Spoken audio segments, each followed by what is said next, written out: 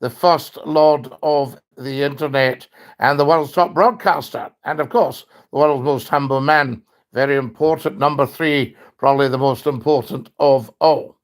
Now, I'm just having a bit of a think to myself here. Queen Victoria died in 1901. And then in 1906, we had a bit of an arms race going on. So, 1914, we had the First World War, which lasted 4 years. And that was the Great War for Civilization, the war to end all wars. So that was that. So we weren't expecting any more wars. 1919, Treaty of Versailles, very, very punitive against Germany. But we were hiced by our own petard because Britain controlled 75% of the world's coal production. And we thought we'd just add another thing to Germany at the time for starting the First World War, and that was you can give us some cheap coal. So, of course, the bottom fell out of the British coal market, and we no longer controlled 75% of the world's coal, which was the main fuel at the time, as we were right in the middle of industrial revolution. So, 1911, we'd had the world in crisis, First World War, 20 million people killed, 20 million people wounded, but hopefully that would sort out war for all time. But of course, it caused absolute chaos in Europe. So, you'd had the Balkan Revolution. So Russia had absolutely changed. And you'd got problems in the Middle East. Now, there we are. Yes, indeed. But they hopefully were sorted out with the Balfour Declaration in 1917. Arthur James Balfour, Foreign Secretary at the time, and also a Prime Minister. And he had found the Jewish people a homeland. And he wrote to one of the members of our senior jury, Jewry. So that was that. So that should be sorted out 1917. But of course, the 20s were very, very tough. You had the Wall Street crash in 1929. And, everybody was impoverished who had invested in things there. And so that was that. Then you had problems all over Europe in the 1930s, the Spanish Civil War, the emergence of General Franco. Then you had the emergence of Hitler, the rise of Hitler. In 1933, the Munich Putsch. Then you had Kristallnacht. And then you had the thuggery of the Nazis. But people were very, very attracted by what Hitler was doing at the time. Then that led up to the Second World War. 1940, Britain was looking, should we surrender? Would Germany let us keep India and the Royal Navy? And then Churchill made a decision he was going to fight Hitler tooth and nail and fight National Socialism.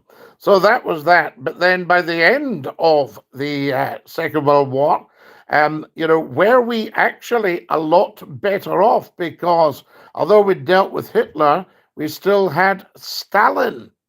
And Russia had helped the British Empire and America win the First World War.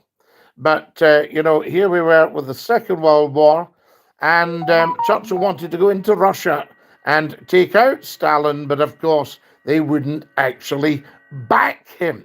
So that was that. Then we had the UK impoverished after the First World War, America being very sticky about loans and what have you. And of course, Britain had trouble in the Middle East. So there we are. However, in 1948, I think effectively Britain sold the Middle East to America. America became the world's police person because apart from the American War of Independence, 1776, and the Civil War, 1865, America didn't really go in for wars on its own territory. So they really wanted to contain war out with America. But Churchill had wanted the special relationship, the English-speaking peoples joining up together. However, that didn't really work out. And then 1948, huge trouble in the Middle East. 1956, Suez. President Nasser of Egypt took over the Suez Canal and nationalized it and threw the British out. The British weren't having this.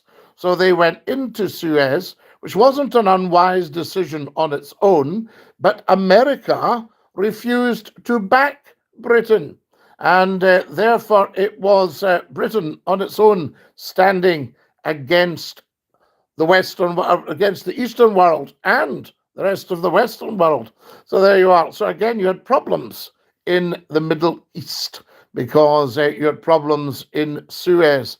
And poor old Anthony Eden, probably one of the finest prime ministers in terms of operational and foreign policy and being able to kind of predict the future.